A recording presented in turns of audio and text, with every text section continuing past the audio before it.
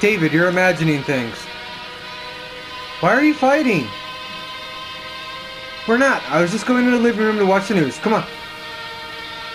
Okay, they're showing funnel clouds a few miles away. Kelly, you know the look I'm talking about, don't you? That glare. You do it too, you know? I know. I know it. See, I'm not crazy. About what we were talking about early. Not crazy, maybe a bit of a drunk. Fuck him. Saying it. I thought we were done with that. Well, you were wrong. You really have to. Are those tornado sirens? I can hear them too. A tornado, they're showing it on the news. Okay, Ben, you know the drill. Downstairs. I want to watch it on the news. Benjamin, now! Most tornadoes only stay on the ground for a few minutes and travel less than 10 miles. This one is 12 miles away. Ben, now! Hey, I'm gonna let you go, okay? Is it near me? No, it's east of here. You should be fine. Okay, you guys be safe. We will. I'll see. Oh, God. Don't you dare let her off that phone, David. She needs to pay attention to the road, Nora. I'm hanging up. Like hell you are. You keep her on that goddamn phone. I'll listen to her getting sucked up in a tornado before I have to sit around and just worry about it. There would be so much debris in her phone that it would be destroyed before you could hear her get sucked up into the tornado. Also, you have to put $2 in the jar. Biatch! Oh. She could get in a wreck, especially with this wind. You would probably be able to hear it if she got in a wreck, unless the phone got thrown from the car or it was crushed. Well, you guys are really uplifting my spirits, you know, you're really cheering me up here. Who the fuck would leave during this weather? Okay, bud, enough of that. You're going to give your mother a heart attack. Ask her if she can see anything. Christ, Nora, here, you can ask her. Talk to your mother, Kelly. Okay. Kelly, can you see anything out there? Just rain. No hail? Just rain. The tornado is east of here. If Kelly went to Grandpa's house, she's northwest of here. She wouldn't see a tornado unless there was another one, which is very possible. I just wanted to make sure, Ben. If Kelly gets sucked up in a tornado or gets in a car wreck, can I have her computer? Benjamin. Maybe. Let's talk about this later. She won't need it. If she's not using it, no one will be. It wouldn't be fair if I couldn't have it, you know? Okay, bud, I think that's fair. If Kelly gets sucked up in a tornado, I'm sure she'd be okay with letting you have her computer. What about her room? Please, Ben, that's enough. I tell you what, we'll leave her room on the table. You never know. We could get some damage here, and her room might have a giant hole in the ceiling. If I were you, I'd wait and see on that investment. What a dickhead. Alright, that's a good point. Your brother sometimes, God bless him. Let me talk to him. You sure about that? No. Why wouldn't I be? You can hear him, he's in one of his moods. Just let me talk to him. Okay, you asked for it. Ben, here, talk to your sister. I don't wanna. Fuck her. You can ask her about that computer. Let me have the phone. Dad says I can have your computer if you crash or get sucked up into a tornado. Hey, Benji. Don't call me that. You know I hate it when you call me that. My name isn't Benji. It's Ben. Sorry, I forgot, Benji. Don't do it again. I won't, Benji. You said that last time. Yeah. I probably did. No, you definitely did. I remember. It was 2 weeks ago. You called me Benji. I told you not to call me that, and you promised that you wouldn't. Okay, I definitely did. Mom and Dad are arguing in the corner. They think I don't hear them. What are they talking about? Mom thinks we should be in the storage room on the east side of the house because she says it's further underground. Is it? No, one of the walls is only halfway covered. She's afraid that the water heater in here could explode. If that happens, we'd be killed. Even if we were in the other room, we'd burn to death. So you guys are in the safest room? We are least likely to be killed by a tornado if we are in this room, but there's no guarantee in either room. Tornadoes and debris are unpredictable. Right. Sounds like you thought this out. It's just common sense. Are you scared? Yes. Anything I can do to help? How? We can just talk. What about? How you doing, really? I'm fine. Are you sure? Of course I'm sure. Why do you think I'm lying? That's not what I meant. Then what did you mean? I know it's hard for you to open up. With everything that's happened, I'm worried is all. Everything? What is everything? Everything that's happened with Dad. Yeah, with Dad. We'll go with Dad. I don't want to talk about that. I won't tell Dad what you say. I said I don't want to talk about it! I'm sorry, I didn't mean to. Ben, let me have the phone. I don't want to talk about Dad and Kelly. I won't stop asking about him. I'm not talking to her about how Dad always gets drunk when he knows that I don't like it. Ben, please calm down. Stop yelling at me. Stop telling me what to do. I'm not trying to. Bud, look at me. Give me a beer. That would be funny if he did that. Let go of me. You smell like alcohol. I know. Look at me. Ben, stop. Look at me. There. Now you remember how we count? I said let go of me. Come on, count. I'll add $1 to the jar each time. 1, 2, that's it. Keep going. 3, 4, 5,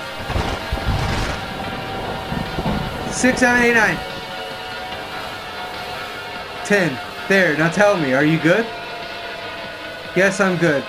You have to put $10 more in the jar. I'll do it as soon as the tornado warning is over.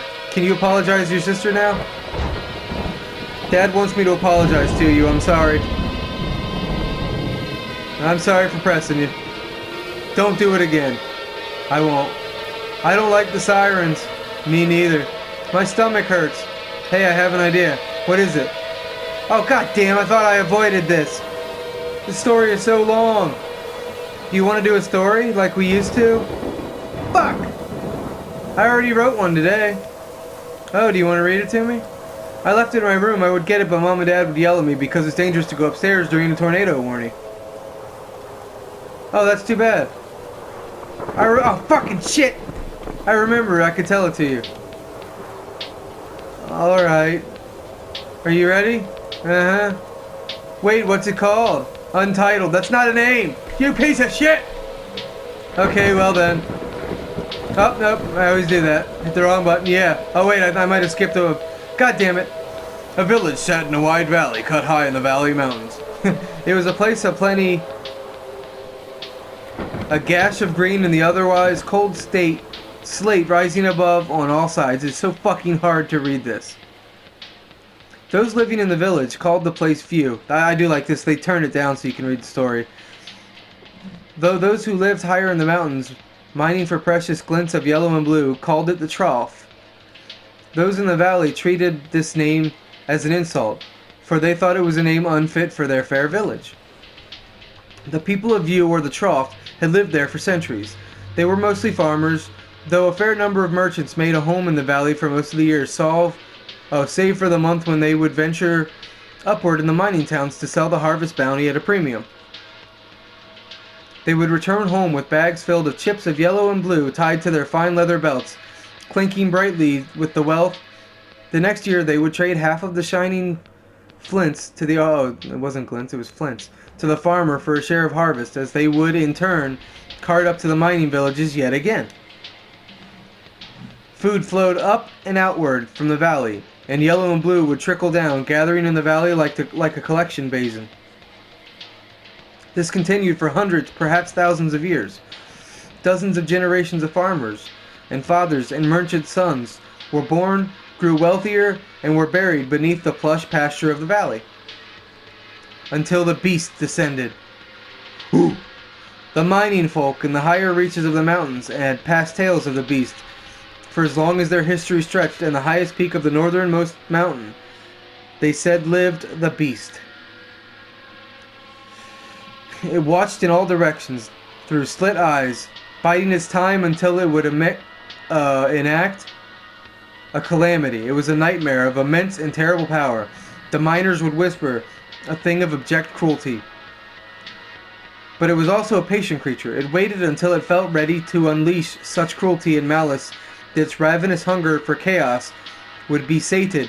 Some believed it waited until enough infants cried out with newborn wails to descend from its perch and devour each and every last baby.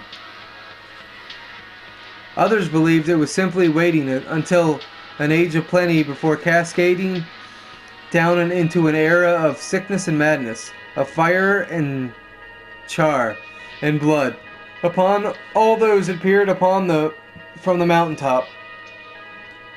In one day, after hundreds of generations of farmers and traders had lived and died in the valley, it appeared in view. The beast had risen in the trough. It appeared without warning, with neither sound nor fury. It was simply there. So fucking hard to hold R2 the whole damn time. Curled atop, I don't know if I mentioned that. I did, I think, but I'm not sure. Curled atop 4 legs, steaming breath rising from a black maw, leathery wings folded in on its hulking shape. It lowered over the center of the village, ominously silent. It did not move.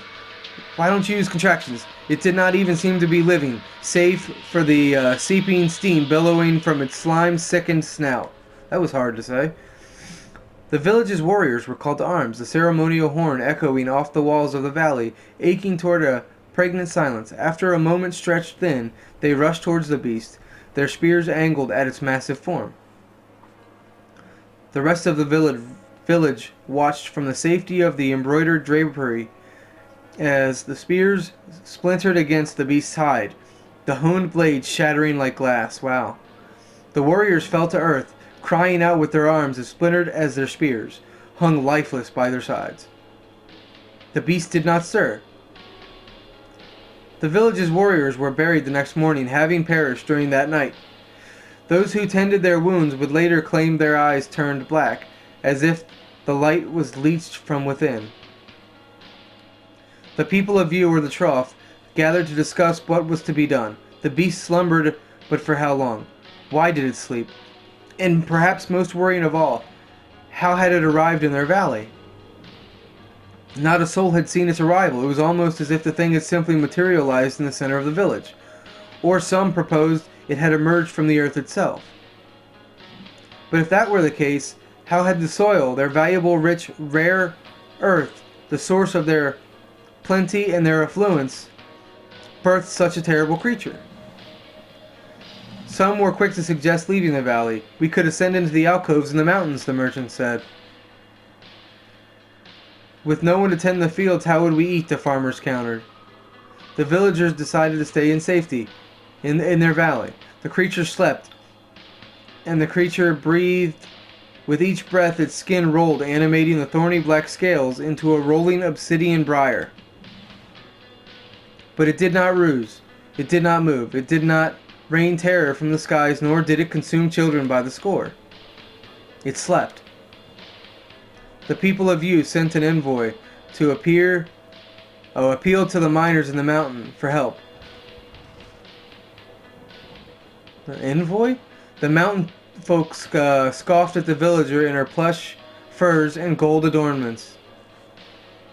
Why should we help you? They asked. The beast has come to you, not us. But perhaps we cannot be convinced. The envoy returned to the village with the miners' demands. They would continue their trade, and perhaps one day the miners would come to their aid. The farmers continued to tend to their lands. The merchants made their yearly trek up the treacherous trails to collect what little chips of wealth the miners had collected in exchange for the farmers' yield year after year. However, there seemed to be a little less. A little less harvest, a little less yellow and blue passed around in the snowy alcoves caved from unforgiving rock, a little less green in the valley, a little less light. This continued for 20 years until the day it began to rain. The people of Yu, or the trough, watched the clouds roll in, not from the south, whence the clouds usually arrive laden with water from a faraway sea, but from the north, where there was but ice and stone and mountain. The rain draped in the valley in a dampness that did not relent, but instead crept into every corner. The mountains themselves seemed to sweat and pour water into the valley. The water carried with it a quiet rot. The first harvest after the rain began produced. The first harvest after the rains began produced a meager crop, and what little could be gathered with mold before the merchants had a chance to trade their yellow and blue.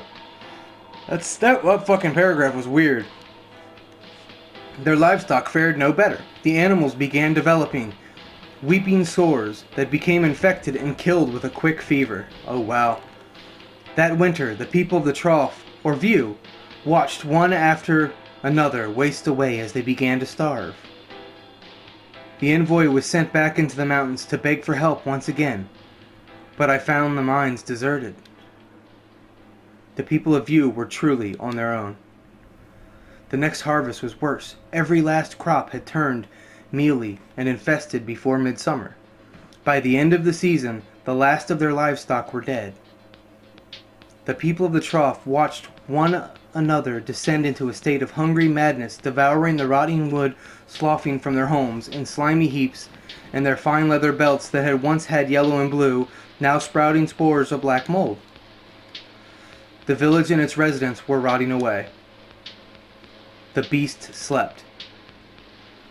As the rains from the north continued into their third year, the few remaining people in the trough began to prophesy about the beast. It had come and brought with it a great devastation, they could agree. This is a horrible fucking story to read to me right now while I'm trying to listen to my motherfucking music, driving in a motherfucking tornado. I'm just saying.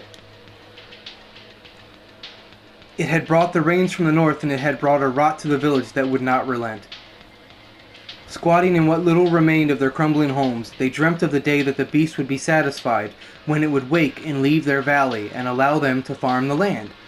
They dreamt of that day, the day that the miners would return, bring with them their precious bits of wealth. The time will come, they said, when the beast will take from its slumber and spread its wings, reaching from one end of the valley. What is that? That's a big fucking bird. From one end of the valley to the other, with a beat of those mighty wings, it will ascend aloft a squall. And the wind will lift away our rot. Oh, that's why it says that in the beginning.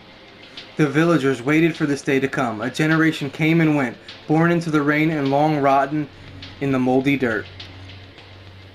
The few survivors had long abandoned hope that the beast would return to its mountain perch. It was perpetual, a manifestation of their loss. The beast slept until it did not. The day the beast awoke, the villagers celebrated. They watched it stretch its long, horrible form into shape, hide shuddering as it shook the decades of rain from the thorny scales.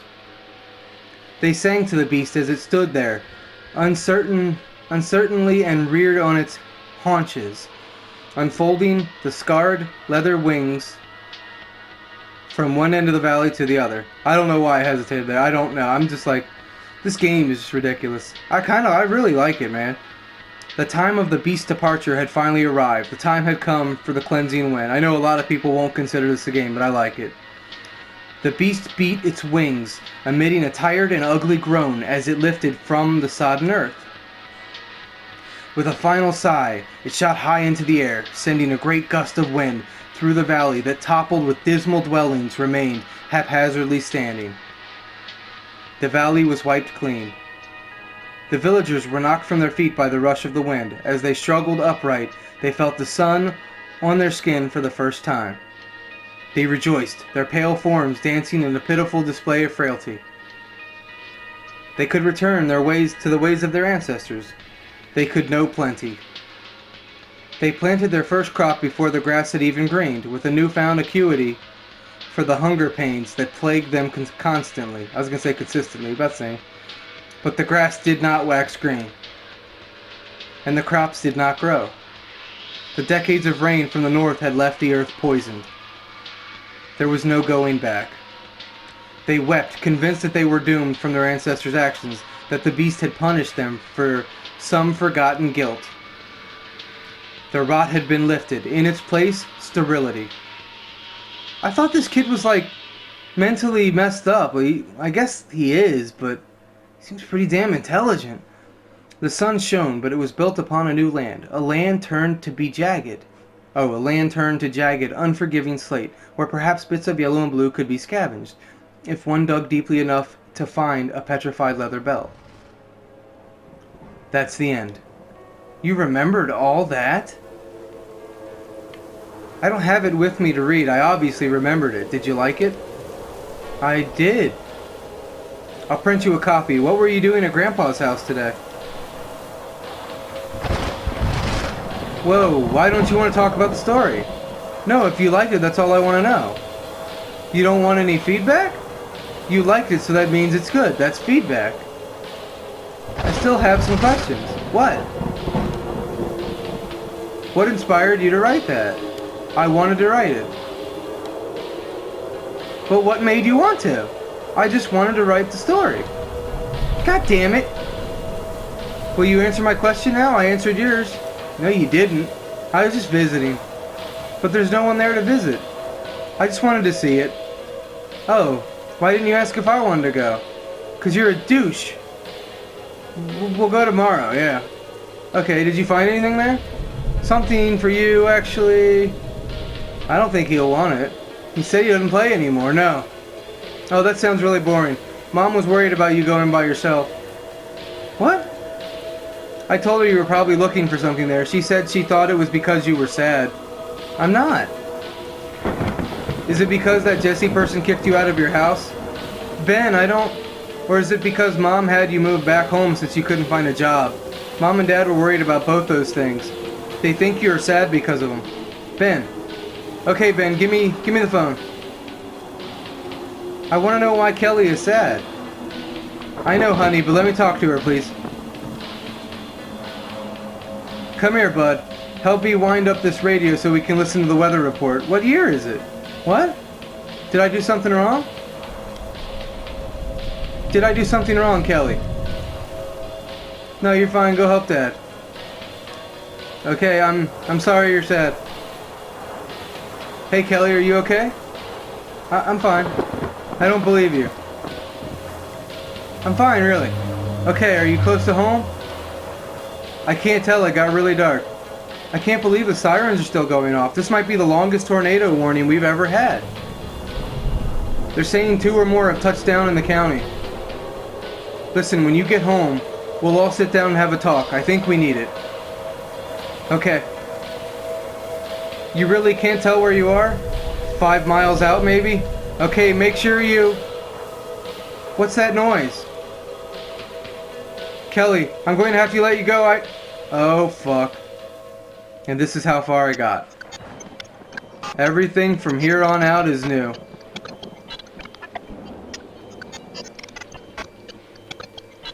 There's a lot of different conversations I had there, but I still had to listen to Ben's story, which, god damn, that story is long. It's good. It's well written, but god damn, is that story long. Ooh. It sounds like a back-building storm. I wonder where they did the audio for this.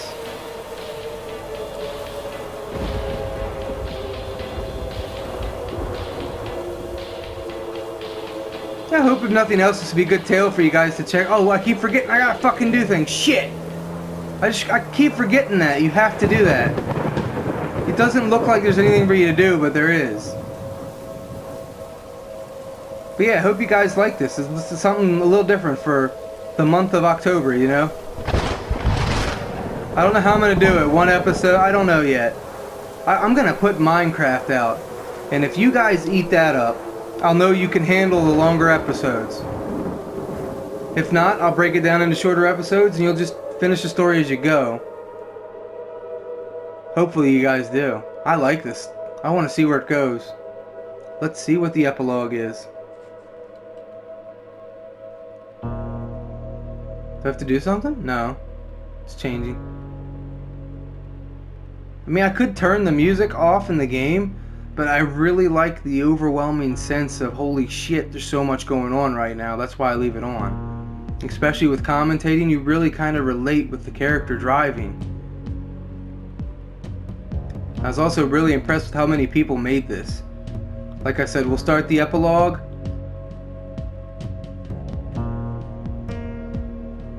And the wind will lift away our rot. Neutrino effect. Huh. Something different.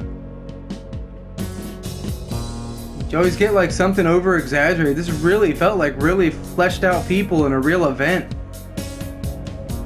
Kind of makes me want to look more into this. Find out what inspired them to make this. Did they go through this? Wonder, man.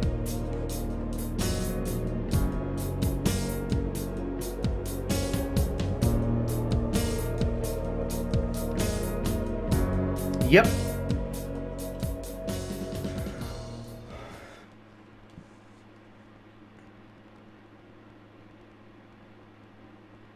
She wished that she had called back then. Huh? What? What? I don't know what that means.